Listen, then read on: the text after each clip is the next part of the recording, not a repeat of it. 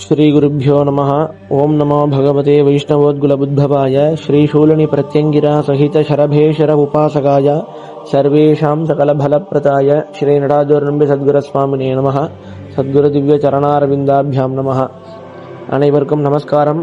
இன்றைய தினமானது ஒரு இனிய தினமாக அமையட்டும்னு எல்லாம் வல்ல அதர்வண பத்ரகாளி பிரத்திங்கிரா அன்னையினுடைய தெய்வ அனுகிரகத்தினாலும் நமது குருநாதர் சரபசித்தர் நடாதூர் நம்பி சுவாமிகள் அவர்களது குரு அருளாலும் ஒரு இனிய நாளாக அமையட்டும்னு பிரார்த்திக்கிறோம். இன்றைய பதிவில் நாம் பார்க்க போறது பந்துக்கள், அதாவது உறவினர்கள்.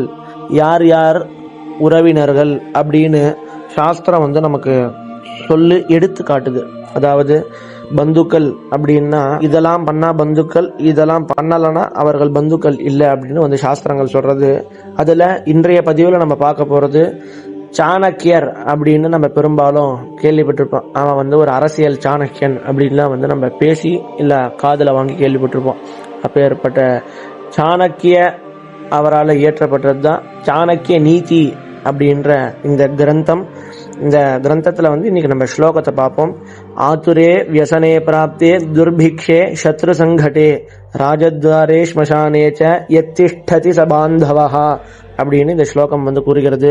இந்த ஸ்லோகத்தினுடைய அர்த்தம் என்ன அப்படின்னு பார்த்தோம்னா, யார் ஒருவர் கஷ்டப்படும் போது அவருடைய கஷ்டத்துல பங்கேற்றுக்கிறாங்களோ, யார் ஒருத்தவங்களுக்கு எதிரிகள்னாலையோ இல்லை எதனாவது ஒரு சங்கடம் நேரிடும் பொழுது அந்த சங்கடத்திலையும் யார் ஒருத்தவர் கூட இருக்காங்களோ, அரசவைகள் இல்லைன்னா வழக்குகள், சொத்து தகராறுகள், இந்த மாதிரிலாம் இப்போ நம்ம இன்றைய காலகட்டங்கள்ல நிறைய நம்ம எல்லாரோட குடும்பத்திலையும் நம்ம கண்ணு முன்னாடியே பிரத்யட்சமா பார்த்துட்டு இருக்கோம்.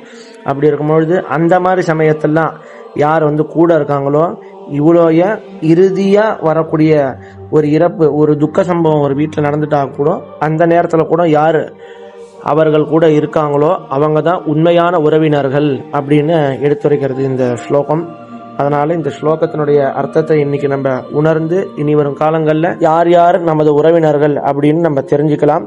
நம்ம நம்மளுடைய உறவினர்களுக்கு நம்ம ஒரு நல்ல உறவினர்களா இனி வரும் காலங்கள்ல இருப்போம் அப்படின்னு இன்றைய தினமானதிலிருந்து நம்ம ஒரு பிரதிஜ்ஞை, ஒரு சங்கல்பம், ஒரு உறுதிமொழி எடுத்துக்கொண்டு இனி வரும் காலங்கள்ல எல்லாருக்கும் எல்லாவித சகல சௌபாகியங்களும் கிடைச்சி க்ஷேமத்தோடு இருக்கணும் அப்படின்னு பிரார்த்திச்சுக்கிறோம். எல்லாம் வல்ல அதர்வண பத்ரகாளி பாதாள பிரத்திங்கிரா காளியினுடைய பொற்பாதங்களை வணங்கி இன்றைய தினமானது ஓர் இனிய தினமாக அமையட்டும்.